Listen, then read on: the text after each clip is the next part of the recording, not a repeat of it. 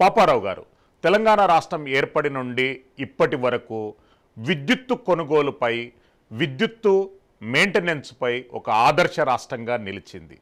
కానీ చివరకు ఇప్పుడు వచ్చినటువంటి ప్రభుత్వం ఇచ్చినటువంటి నివేదికల ప్రకారంగా ఒక్కో సంస్థ 50,000 కోట్ల పైన నష్టాలను చూపిస్తున్నట్టు, అందరూ ప్రజలపైన దీనికి బాధ్యత వహించే అవకాశం ఉంది అనేటటువంటి అంశాన్ని ముందుకు తెస్తున్నారు.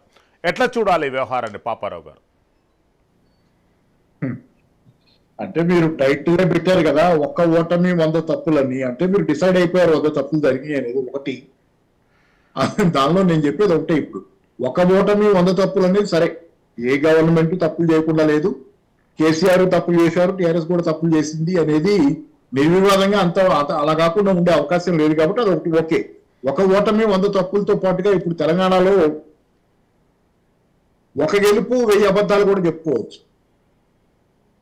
ఎందుకంటే ఇప్పుడు గెలిచిన తర్వాత గెలిచిన ప్రభుత్వం, అంటే అసలు టాపిక్ లోకి వచ్చేదానికి చెబుతున్నా, గెలిచిన ప్రభుత్వం తన వాగ్దానాలను నిలబెట్టుకోకపోతే అది అబద్ధాలే, గెలవటం కోసం చెప్పిన అబద్ధాలే.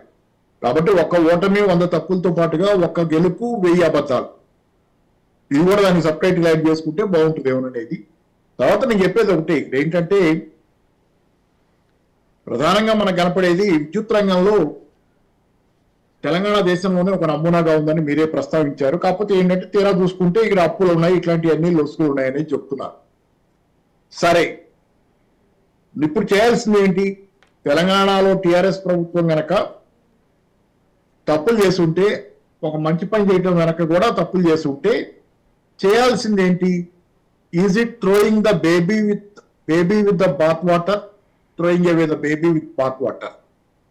అంటే ఇంట్లో ఎలకలు ఉన్నాయని ఇల్లు దగ్గర పెట్టుకుంటావా? ఛత్తీస్గఢ్ వినియోగ ఉదాహరణ, ఛత్తీస్గఢ్ నుంచి కొన్న విద్యుత్ తాలూకు దానిలో లోపాలు ఉన్నాయనో లేకపోతే ఎక్కువ రేటు పెట్టుకున్నారనో కొనటం మానేసి పవర్ కట్లు వచ్చినట్టు చేసుకుంటావా? తెలంగాణలో ఈరోజు చాలా చోట్ల చాలా దఫాలు పవర్ కట్లు జరుగుతున్నాయనే తెలిసింది. అంటే ఏంటంటే సమస్యను పరిష్కారం చేయడం పేరుతో కొత్త సమస్యలను సృష్టించడం అనేది మంచిదా?